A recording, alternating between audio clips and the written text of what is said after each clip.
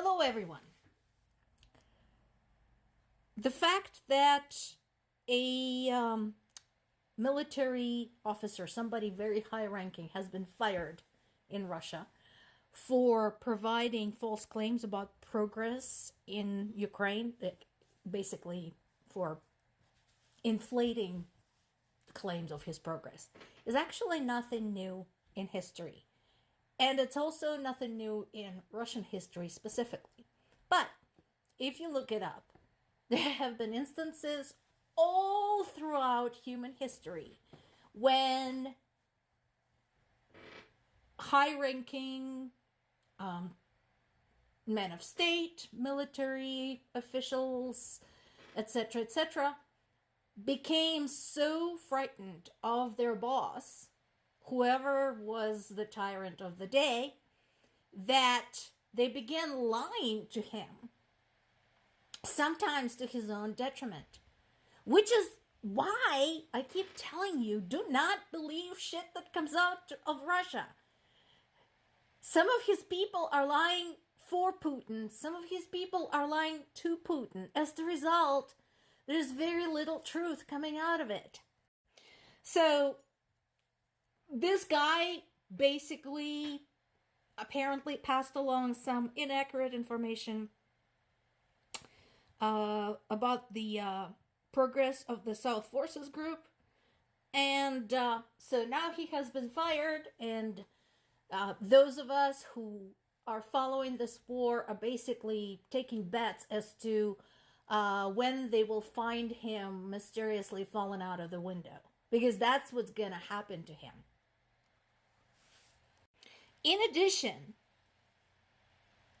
when we get stuff out of Ukraine and they make statements about injuries, destruction, dead, etc., they provide specific numbers, locations, photographs, satellite images, eyewitness accounts, etc. But with Russia, it's usually just something happens somewhere, and then somebody leaks videos on YouTube. And that's how we kind of know what's going on there. In this particular case, so we had a bad Russian missile strike against Odessa. I mentioned before why it is crucial to keep protecting Odessa. We're talking about global grain supply here, people. So initially, the figure was 6. We're now up to 11 casualties there. Apparently, 2 people were treated on the spot. We have some who are still in hospital. We have 1 who is in serious condition. So, here you go. And if you were to go to Ukrainian sources, you could drill down and find out what happened exactly, where, the details, and so on and so forth. And then we have shit like this. Russia said its air defenses had shot down 8 ballistic missiles fired by Ukraine, but did not specify what kind of missiles were used or where they were shot down. So this is bullshit. They haven't shot down a damn thing. Yesterday, there were 2 contradicting reports. So Russia says that Ukraine had fired 6 missiles at them, 6 ATACMS, and Russia had shot down all of them. Ukraine says that actually they fired 8, Russia shot down 2, and the other 6 had hit their targets. There's now a report about a fuel facility in Kaluga region hit by a Ukrainian drone. And there's no doubt in my mind that there's soon going to be satellite images again showing exactly where the drone landed, what they set on fire, what survived, and so on and so forth.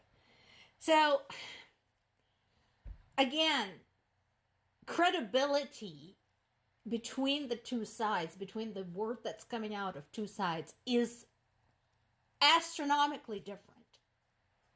So, when people here, specifically here in the United States, including certain government officials, certain elected officials, are starting to parrot the whole bullshit about Russia being attacked by NATO and Ukraine as a proxy war, etc., etc., For fuck's sake, people, use your goddamn brain. It's there for a reason. Your head is not just there to wear a hat. Use your brain.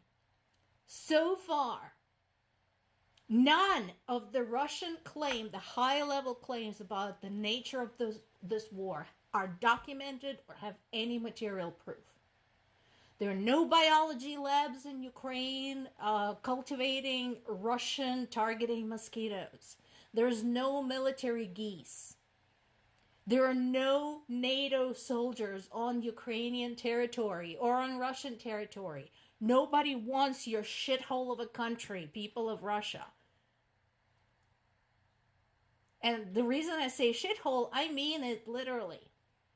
Right now, it's getting cold, so their plumbing is starting to blow up. So you can go Google Russia fecal pools and fecal stalagmites. I dare you. Go Google that. And those are the people who think somebody really wants to invade them.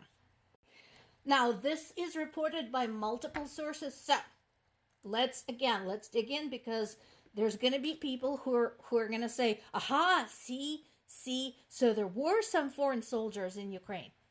I said this before. Actually, this is public knowledge. Yeah, there's some foreign people in Ukraine who voluntarily joined Ukrainian army as private citizens. So they're not there representing their countries. There's actually a Russian battalion among Ukrainians. So this is people who crossed over into Ukraine from Russia after the war began and started fighting Putin and formed their own unit. So, yeah, foreign citizens are there. That doesn't mean that there's a foreign army. Because if you think about it, this war has been going on for over 1,000 days now. Do you honestly think that if NATO or US or EU were really giving it all, it would have lasted that long? US alone has enough toys in their storehouses to wipe out whatever is left of the Russian army in days. So please, stop that crap. This poor guy, he was fighting as part of the Ukrainian forces that actually participated in the Kursk operation. And that's where he was captured. So, what are his chances? We don't know. As usual, we already know, while Ukrainians have been very humane in their treatment of Russian POWs, although they have recently restricted their use of cell phones, we know Russia has no qualms about violating every single convention imaginable, including the Geneva Convention. So we don't know if this guy's gonna actually survive. Yeah, this is still a theme, that anybody expecting a quick end to the war in Ukraine should have their head checked. In this particular case, the statement was made by Dmytro Kuleba, who served as Ukraine's foreign minister for 4 years. So, he talks about factors contributing to the stalemate and points out that Russia wants to keep portions of Ukraine and get some more. Ukraine doesn't want to give them up. Period. So, as long as those are the conditions presented by the invading army, who by all rights should be the one giving shit up, I don't see a quick end to this war. Once again, a miracle might happen. Maybe NATO gets off its ass. I don't know.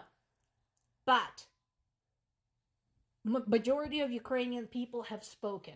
They are not interested in giving up a portion of their country to a tyrant.